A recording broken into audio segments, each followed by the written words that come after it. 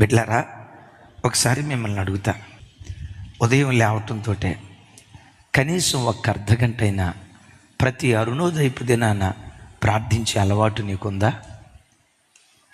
లేదు అన్నావంటే నేను చెప్పించట్లా, నీ కుటుంబం నిలవబడదాం,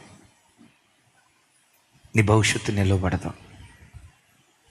ఉద్యోగం ఉండొచ్చు, ఆదాయం ఉండొచ్చు, ఆస్తిపాస్తులు ఉండొచ్చు, ఇసుక మీద నీ ఇంటిని కట్టుకుంటున్నావు అన్నది మర్చిపోకండి. అవును, సాయంత్రం ఉద్యోగాలు ముగించుకొని ఇంటికి వస్తారు కదా.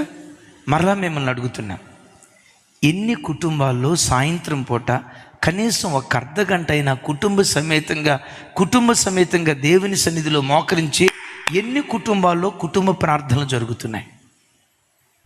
ఎంతమంది ధైర్యంగా నేను కుటుంబ ప్రార్థనలో కూర్చుంటానయ్యా, ప్రతిరోజు సాయంత్రం పూట నా కుటుంబంలో కుటుంబ ఆరాధన జరుగుతుందయ్యా, ఎంతమంది ఈ మాట చెప్పగలరు? చెల్లి, నా వైపు చూడు. నీ ఇంట్లో కుటుంబ ప్రార్థన జరగట్లేదా? నేను చెప్పించట్లేదు, నా పిల్లలు మీరు కుటుంబ ప్రార్థన జరగట్లేదా?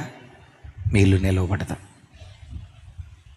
నిలవబడదాం, నిలవబడినట్లుగా కనపడుతుంది, ఏదో ఒక రోజు కుప్పలాగా కూలిపోతాయి. మీ భార్యాభర్తల మధ్యలో సంబంధాలు సరిగ్గా ఉండవు. ఏదో పేరుకు భార్యాభర్తలుగా కలిసినట్లుంటారు, ఏదో పేరుకు తండ్రి కొడుకుల్లాగా కలిసి ఒక ఇంట్లో ఉంటారు. కొంతకాలమే ఆ ఇల్లు నిలవబడిద్ది, కానీ ఒక శోధన కాలం వచ్చినప్పుడు నీ ఇల్లు కుప్పలాగా కూలిపోయే ప్రమాదం ఉంది, జాగ్రత్త. అందుకనే సామెతల గ్రంథంలో చక్కటి మాట రాసింది, చూడండి ఆ మాట.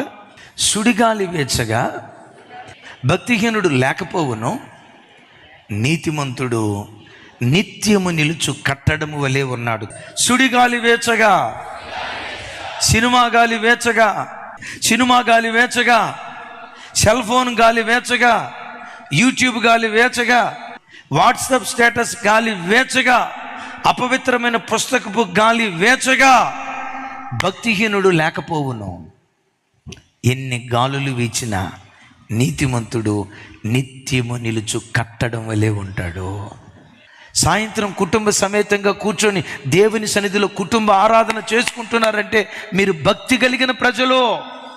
మీ భక్తే నిత్యము నిలిచే సియోను కొండలాగా ఎన్ని ఆటుపోట్లు వచ్చినా, ఎన్ని అపాయాలు వచ్చినా, సాతాను ఎన్ని రకాల శోధనలు తీసుకొచ్చినా ఆ శోధనలో నిత్యము నిలిచే సియోను కొండలాగా ఉంటావు.